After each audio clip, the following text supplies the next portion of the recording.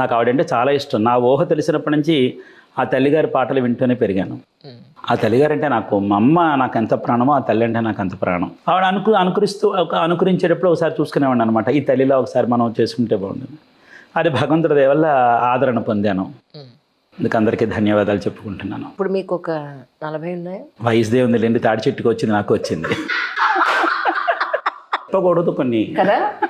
కానీ నాకు ఎంత ఆశ్చర్యం వేస్తుందంటే మీరేమో ప్యూర్ వెజిటేరియన్. పక్క ఈ రోజుల్లో ఈ మాత్రం బాడీ మెయింటైన్ చేయాలంటే ప్రోటీన్ ప్రోటీన్ ప్రోటీన్ అంటూ ప్రోటీన్ షేక్ తాగేడాలు, ఎగ్గులు, చికెన్లు, మటన్లు ఇన్ని రకాలు తినేస్తారు కదా. మీరు ఏంటి pure vegetarian, non veg egg కూడా ముట్టని మనిషి. అలాంటిది మరి ప్రోటీన్ లేకుండా మీరు ఎలా ఇంత బాడీని చక్కగా మెయింటైన్ చేస్తున్నారు? ప్రధానంగా ఇంటి ఆహారం. రెండోదంటే చిన్నప్పటి నుంచి మేము చెద్దనాలు తిరిగి పెరిగినటువంటి వాళ్ళు. రెండు ఇంటి ఆహారం. మనం తినేటటువంటి పౌష్టికాహారం అంతా మన వెజిటేరియన్లో చాలా ఉంది. అది మనం తీసుకునే విధంగా తీసుకుంటూ దానికి తగ్గ వ్యాయామం చేస్తూ ఉంటే శరీరం మనం చెప్పినట్టు వింటుంది. వినకపోవడం అనేది ఏం లేదు. మనం ఎంత తింటామో దానికి అంత తగ్గ పని ఒంటికి ఉండాలి. కరెక్ట్. అది మజిల్ నిలబడాలంటే ప్రోటీన్ ఉండాలి అంటే ఉండాలి. మరి మీ డైట్ ఏమిటి అసలు, అది చెప్పండి రహస్యం. నా డైట్ ఏమీ లేదు, శుభ్రంగా పౌష్టికాహారం పూర్తిగా అంటే మనకు కాయగూరలు అన్నీ తినడం, 2 వేరుశనగుళ్ళు, శనగలు ఇవన్నీ మన ఇంట్లో సాధారణంగా ఉండేవే కదా. అవును కదా. అవి తీసుకోండి. ఇదే నా తిండే. ఇందులో నేను ఇంకా వేరే అంటూ నేనేమి తీసుకోను. నా తిండిలో అంటే ఇంటి తిండే. పప్పు, భోజనం దగ్గర రాజీ పండుస్తున్నాయి, అవును, అన్నీ తింటా. దానికి తగ్గ వ్యాయామం చేస్తా. ఇందులోనే ఉంది. శుభ్రంగా తినేయాలి, తగ్గట్టుగా శరీరాన్ని మనం తీర్చిదిద్దుకోవాలి. అది అసలు మీ ఇద్దరు కపుల్ ఇంటర్వ్యూ చేద్దామని అనుకుంటే మీరు మేడం ఎందుకు తీసుకురాలేదు? అంటే తీసుకొస్తానన్నాను. ఇప్పుడు ఎందుకు లేండి, మీరు వెళ్ళిరండి, నేను తర్వాత వస్తానన్నారు. ఇది అబద్ధం. అయ్యో అబద్ధం. లేదు వస్తారు, ఇద్దరం కలిసి పెడదాం అన్నాను. లేదు మీరు వెళ్ళొచ్చేసేయండి పట్టు, మరో మారి నేను వస్తానులే. అబద్ధం అనట్లేదు దేవుడా. లేదు ఈసారి చెప్పండి, ఇద్దరం కలిసి వస్తాం. ఇప్పుడు మీరు ఒక్కరే ఫిట్ గా ఉన్నారా? మేడం కూడా ఫిట్ గా ఉంచారు. అయ్యో ఆవిడ చూస్తే నాకంటే ఆవిడ ఇంకా సూపర్ ఫిట్ గా ఉంటారు. ఆవిడ చక్కగా డైట్ కంట్రోల్ చేస్తూ ఉంటారు. ఓకే, చాలా చక్కగా ఉంటారు ఆవిడ. ఓకే. సో ఒక విధంగా మీరు ఇలా ఉన్నారని అనుకుంటే భార్యామణి సపోర్ట్ తో అయ్యో వారి సహకారం పూర్తిగా ఉంది, లేకపోతే ఇంత ఆదరణ నాకు వచ్చేది కాదండి. పూర్తిగా వారి ఆదరణ, వారి సహకారం నాకు పూర్తిగా ఉంది. ఇప్పుడు కొత్తగా పెళ్ళైనట్టు అనమాట. మేడం పేరు చెప్తారా ఒకసారి మాకు? సరే చెప్తాను. జ్యోతి ఆవిడ పేరు. ఓకే. లవ్ మ్యారేజ్ అనేది? లేదు, పెళ్ళైక చేసుకున్నా లవ్. రైట్. ఎందుకంటే ఫస్ట్ మీ వీడియో చూసినప్పుడు మీరు సింగిల్ అనుకున్నాను. సింగిల్ ఎందుకు సొంత కుంపటి పెట్టుకున్నారు, కానీ చాలా చక్కటి భాష, ప్రెజెంటేషన్ అద్భుతంగా ఉంది. పాతకాలపు వంటకాలు అన్నీ మళ్ళీ గుర్తు చేస్తున్నారు చక్కగా. అన్ని ఎంత ఇష్టంగా చూస్తుందని అందరికన్నా ముందు ఫస్ట్ నేను ఇంటర్వ్యూ చేయాలనుకున్నాను. అంటారా మీరు? ఇప్పుడు అందరికీ నా ఆఖరణ చేస్తున్నాను. విషయం అది అన్ని ఛానల్స్ చేసేసిన తర్వాత. అవునా? ఇంకోటి ఏంటంటే చక్కపోయి ఇప్పుడు లేటెస్ట్ గా తయారైనగా. అవును కదా, డౌటే లేదు అందులో. అలా తయారైన తర్వాత ఫస్ట్ ఇంటర్వ్యూ. అవును. కానీ భరణి గారు అమలాపురం షూట్ దగ్గర నుంచి అసలు మిమ్మల్ని తలుచుకొని రోజు లేదు. అవును. అంజలి భరణి ఏం చేస్తారు అంజలి అంటారు. అవునవును. నిజంగా అసలు ఎంత అల్లరి చేశారంటే, ఒక పక్క షూటింగ్ జరుగుతోంది, చుట్టూ పనసకాయలు కనిపించి అది కోసేద్దామా, ఇది కోసేద్దామా, అది చేసేద్దామా, ఇది చేసేద్దామా అని. అసలు చంటి పిల్లాడల్లి ఆయన. నిజం, భరణి గారు అల్లరి. అమలాపురం షూట్దే కదా మీరు? అవును. కొట్టివారి అగ్రహారం. అదే. అవును. అమ్మ బాబోయ్, అయ్యయ్యో మామూలు కాదు అసలు. ఒక పక్క పెళ్లి సందడి జరుగుతోంది షూటింగ్ లో, అక్కడ ఆయన చెట్లు చూపించడం మొదలెట్టారు. అదిగో ఆ కాయ కోసేద్దాం, ఈ కాయ కోసేద్దాం అని. చాలా అంటే ఒక పసిపిల్లవాడిలాగా ఆయన అల్లరి, కలిసిపోవటం, చాలా నిరాడంబరంగా ఆయన ఉండడం నాకు చాలా బాగా నచ్చింది. ఇంతకీ బిందెలు పట్టు కొట్టుకుని ఆ పాత సీన్ తీసుకొచ్చి నిర్మలమ్మ గారిది, అది మీ చుట్టుపక్కల ఉన్నవాళ్ళ లేకపోతే ఫ్రెండ్స్? ఎలా? కాదు, అది ఒక 6 ఏళ్ల చావిడి. అవునా? అది ఒక 6 ఏళ్ల చావిడి అనమాట. ఆ చావిడిలో వీళ్ళు మధ్యవాటలో ఒకళ్ళు అద్దెకుంటున్నారు. నాతో పాటు చేసిన ఆవిడ భానుగారు. ఆవిడ పడంగా వాళ్ళ దగ్గరికి వెళ్ళినప్పుడు అందరినీ కూడా మేము సెటప్ చేసాం అనమాట. అంటే దెబ్బలాడి కూడా ఇరుగు పొరుగులు వింత చూపులు చూస్తూ ఉంటారు కదా. అవును కదా. ఆ పడంగా అక్కడ ఆ విధంగా పెట్టడం జరిగింది. వాళ్ళు అలాగే చూస్తూ కూర్చున్నారు, మేము కొట్టుకుంటూ. డైరెక్షన్ మీదే కదా, లేకపోతే అసలు వాళ్ళకి అసలు మినిమం తెలిసి ఉండకపోయి ఉండొచ్చు ఎలా చేయాలనేది కూడా. అవునవును. అసలు ఎంత బాగుందో నిర్మలమ్మ గారు. పాత కళ, నిజం నిజం. మన తెలుగు పాత కళ. ఒకప్పుడు అవన్నీ మనకి దృశ్యాలు కనిపిస్తూ ఉండేవి. చూడటానికి తమాషాగా ఉన్న మళ్ళీ సాయంత్రం వాడికి అందరూ మాట్లాడుకునేవారు. అవును పొద్దున కూడా గొడవలు అయ్యేవి, అవును సాయంత్రం మళ్ళీ ఒకళ్ళు మాట్లాడుకునేవారు. అవి కల్మషం లేని రోజులు అవి. నిజం, అబ్సల్యూట్లీ. కానీ ఏదో మీ జీవితంలో మీకు ఒక ఫ్యామిలీ, మీకు ఒక పూజ, మీకు ఒక జీవన విధానం, ఇప్పుడు చూస్తే అప్పటికి ఇప్పటికీ వేరియేషన్ చూస్తే మీ వీడియోలు చూసేవాళ్ళు, మీ ఫాలోవర్స్, మీ ఫ్యాన్స్, ఇప్పుడు మీరు చేసే ఎన్నో సినిమాలు, ఎన్నో క్యారెక్టర్స్ చేస్తున్నారు. చాలా టెక్నికల్ వైజ్ కానీ లేదా మీడియా పరంగా కానీ now you are so familiar personality. ఎలా అనిపిస్తుంది సార్ లైఫ్? ఈ జీవితంలో మనం ఏదో అనుకున్నట్టుగా జరగదు. మనం ఊహించినవి జరుగుతూ ఉంటాయి, ఊహించినవి ఏవి జరగవు. నాకు చిన్నప్పుడు రంగస్థలం మీద అనుభవం ఉండేది. మీకా? అవును, రంగస్థలం మీద నేను నటించాను చిన్నప్పుడు. ఆ తర్వాత కొన్ని కుటుంబ నేపథ్యం వల్ల దాని మీద నేను మొగ్గ చూపలేకపోయాను. తర్వాత సినిమా అవకాశాలు నేను వయసులో ఉండేటప్పుడు వచ్చాయి, అప్పుడు కూడా నేను వెళ్ళలేనటువంటి పరిస్థితి. ఇప్పుడు ఈ మధ్యన నేను ఈ మాధ్యమంలోకి వచ్చిన తర్వాత ఈ సినిమా ప్రపంచం అనేది నన్ను వెతుక్కుంటూ రావడం మొదలుపెట్టింది. నేను ఇప్పుడు దీన్ని జారబిడ్చుకోదలుచుకోవట్లేదు. అది నా అభిలాష, నేను చెయ్యాలి, నటించాలి అనేది ఒక కోరిక. కాబట్టి అవకాశం వచ్చింది, ఇది తప్పకుండా వినియోగించుకొని ఉన్న దాంట్లో కాస్త తృప్తిగా మనం కూడా నటించాము, మన కోరిక ఒకటి ఉంది, అది వరించి వచ్చింది, నేను చక్కగా ఉపయోగించుకుందాం అనే భావనతో ఇందులోకి వచ్చాను. సంతృప్తిగా ఉంది.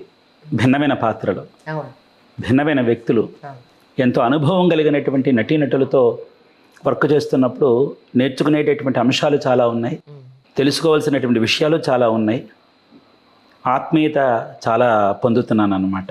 ఇది ఒక గొప్ప అనుభూతి అనే చెప్పుకోవాలి. కానీ ఈ సినిమా అవకాశాలన్నీ జస్ట్ మీ ఇన్స్టాగ్రామ్లో పెట్టే రీల్స్, మీరు చేసిన క్యారెక్టర్స్, మీరు ఇచ్చిన అవుట్పుట్ వల్లే కదండి?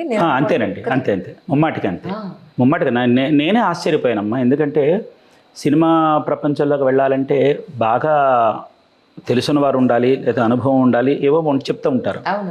కానీ నా దగ్గరికి వచ్చాడు నేను ఒక క్షణం విస్తుపోయాను.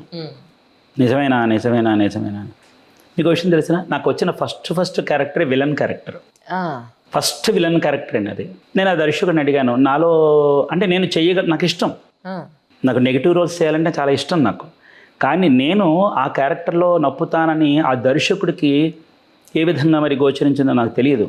వారిని అడిగాను, ఏమంటే నన్ను మీరు ఏ విధంగా ఊహించుకున్నారు? సాహసమే కదా.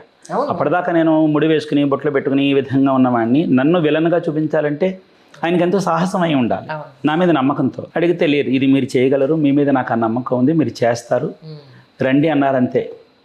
సరే, మీరు నా మీద నమ్మకం పెట్టుకుంటే మీ నమ్మకాన్ని నేను నిలబెడతానన్నాను. అలాగే విలన్గా చేశాను. రిలీజ్ అయిందండి సినిమా? అదే అవుతుంది. ఇంకా అది మ్యూజిక్కి వచ్చింది, డబ్బింగ్ అయిపోయింది, ఇంకా మ్యూజిక్ వచ్చింది. అందులో శివారెడ్డి అనేటటువంటి పాత్రలో నటించాను నేను. గెటప్ ఎలా ఉంటుంది మీది? అంటే కాస్త చేతిలో కత్తులు, కటార్లు, హెయిర్, జుట్టు విప్పుకుని అది ఉంటుందన్నమాట. బాగా రఫ్గా ఉంటుంది క్యారెక్టర్.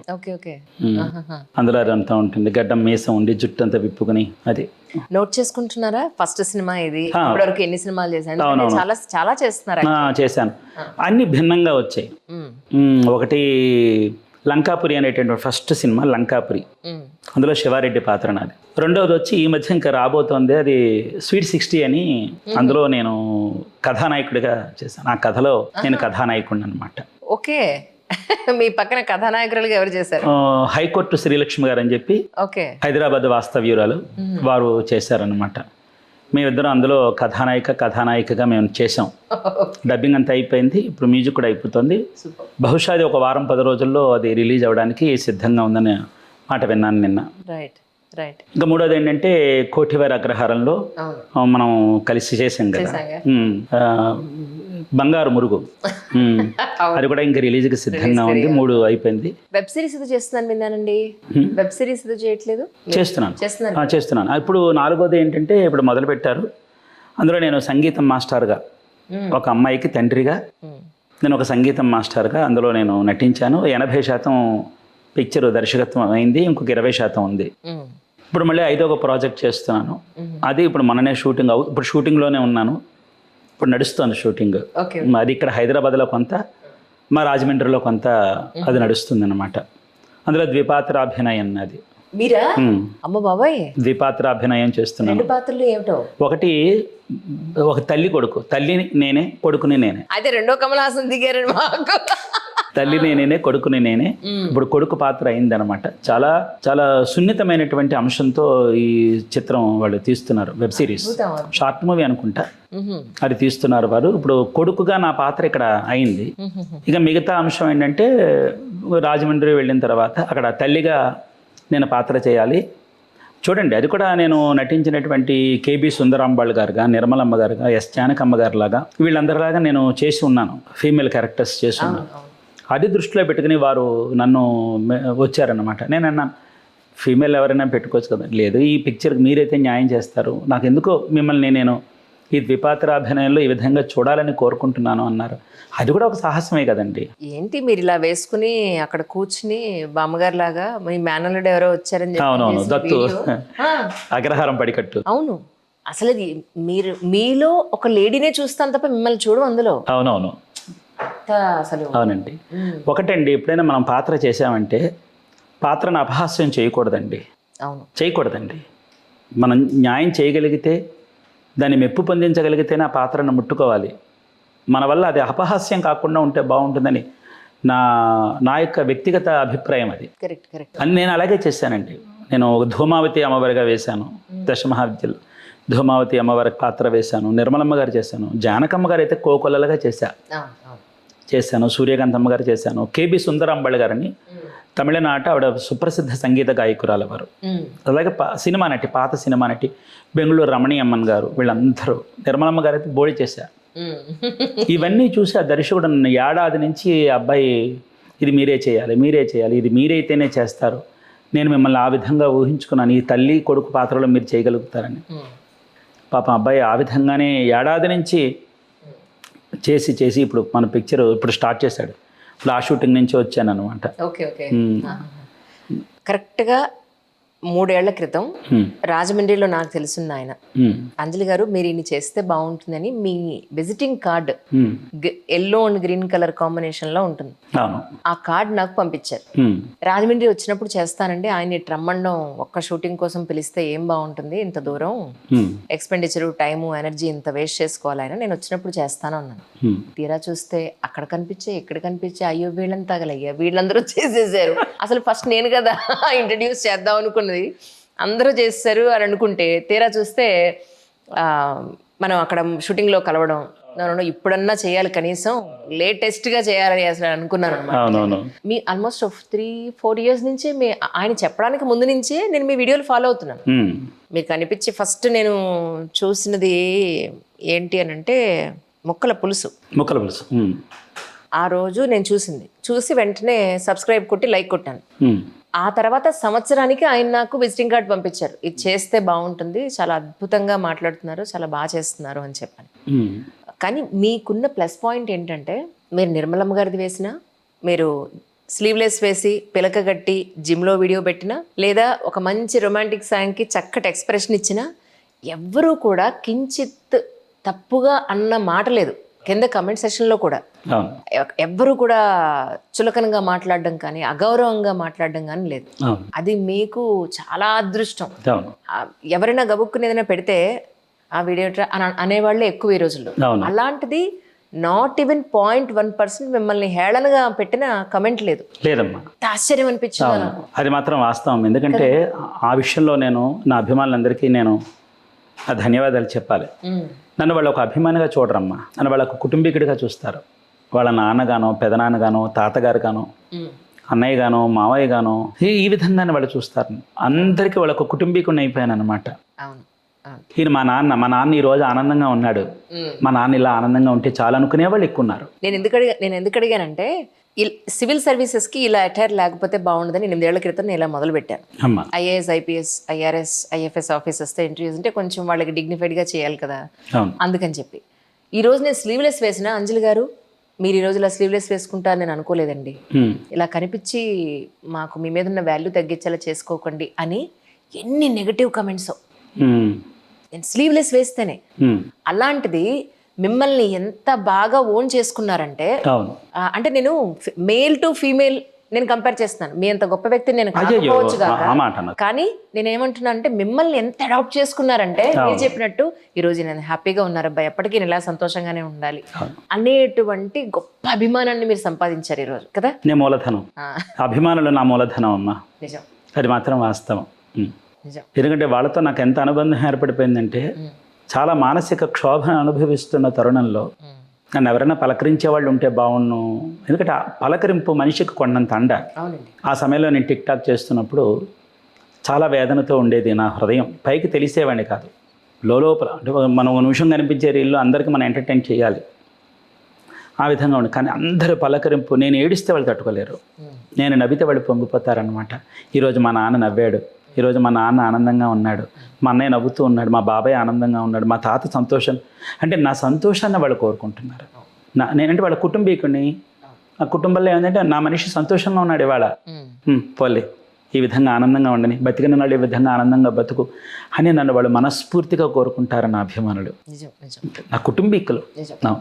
వాళ్ళ రుణం ఏమిచ్చి తీర్చుకోగలను. అంటే నేను యాక్చువల్లీ ప్రీవియస్ ఇంటర్వ్యూస్ మీవన్నీ చూశాను కానీ మిమ్మల్ని ఈరోజు ఏమాత్రం కంటదడి పెట్టించే ఉద్దేశం నాకు లేదు. మీరు ఎప్పుడు ఎంత స్వచ్ఛంగా హాయిగా నవ్వుతూ ఉంటారో మిమ్మల్ని అలాగే ఇంటర్వ్యూ చేయాలని నేను ఫిక్స్ అయి ఉన్నాను. సంతోషం, అబ్సల్యూట్లీ సంతోషం, సంతోషం. ఎందుకంటే మీ గురించి తెలియని వాళ్ళు ఎవరు లేరు అవునమ్మా. మన తెలుగు రాష్ట్రాల్లోనే కాదు, మన తెలుగు వాళ్ళు ఏ దేశాల్లో ఉన్నా వాళ్ళందరూ మీ వీడియోలు చూస్తున్నారు.